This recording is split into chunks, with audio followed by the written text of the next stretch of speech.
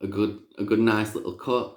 So I was like, I'm gonna do that. And I got in the car and my foster dad's like, I don't know if I should take you to school.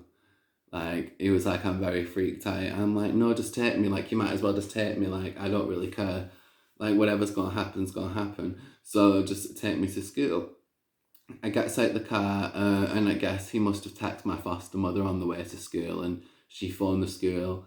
They sat me in the office, and they said, not the office, it was like a little reception room. It was like a room with like a big table and chairs, and it was like a meeting room.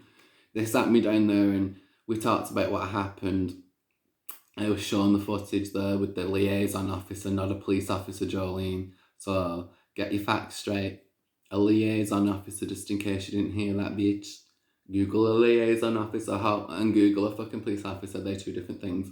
So it was the liaison officer, my carers, a person from behaviour support, and the head of the school. And we watched this footage. And I said, can I go into their lesson and fight them?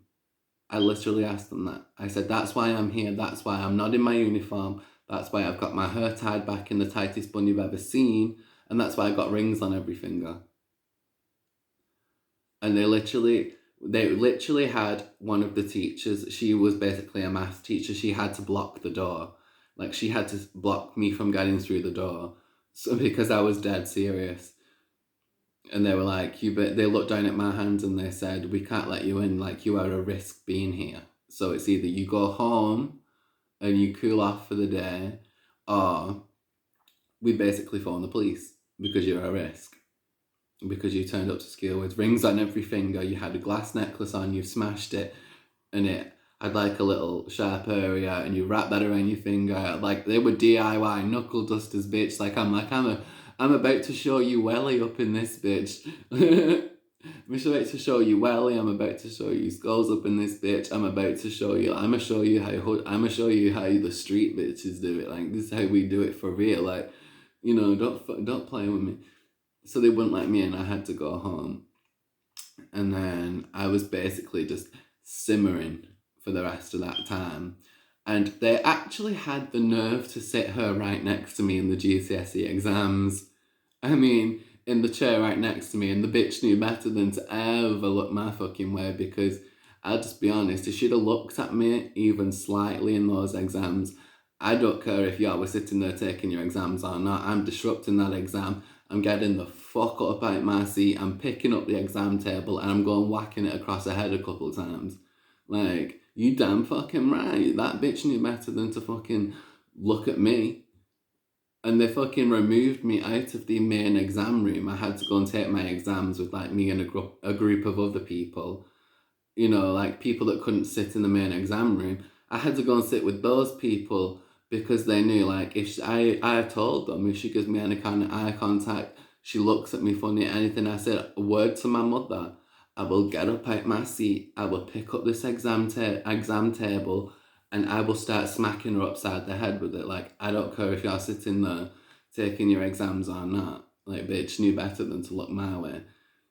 So, that concludes where the two jumping situations were and where the fight with me and Jolene was. Now, the reason I want to stop it here is because the next episodes and the remaining episodes of this series are going to be about the after effects. So the traumas, the struggles, the things I still deal with to this day, how it changed me, how I've changed as a person, and who I am today versus who I am back then. So I do advise you guys to please tune in for that.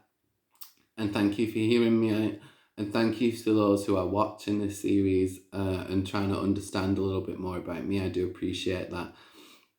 And until next time, I just want to say thank you so much for watching. Please like today's video, subscribe to my channel, and turn on your bell. Please leave a comment down below if you want to. If you have any questions, comments, suggestions, future video suggestions, share the video. And I will see you in the next one. I have been Suha St. Michaels, and thank you for listening to my story. And just bye-bye, have a nice day, and remember, what is traumatizing to you is your trauma. Even if people say to you, oh, it was only a little situation, you need to get over it, you need to move on. Nah, trauma is trauma, and don't let nobody tell you how you deal with that trauma or how you You know, don't let anybody tell you that you need to put a time limit on your trauma or how quick you get over your trauma. Like, don't let no bitch do that. Give them a finger and tell them it might not affect you like that, but bitch, it affects me. So fuck you for being just flippant, and fuck you for being ignorant, and fuck you for being selectively ignorant and consciously ignorant. So I'm gonna stop yapping on now because I feel like today is one of those days where I just want to talk a lot. So, anyway, I hope you guys have a good day, and I will see you in the next one. Thank you so much for hearing me out, and I will see you in the next one.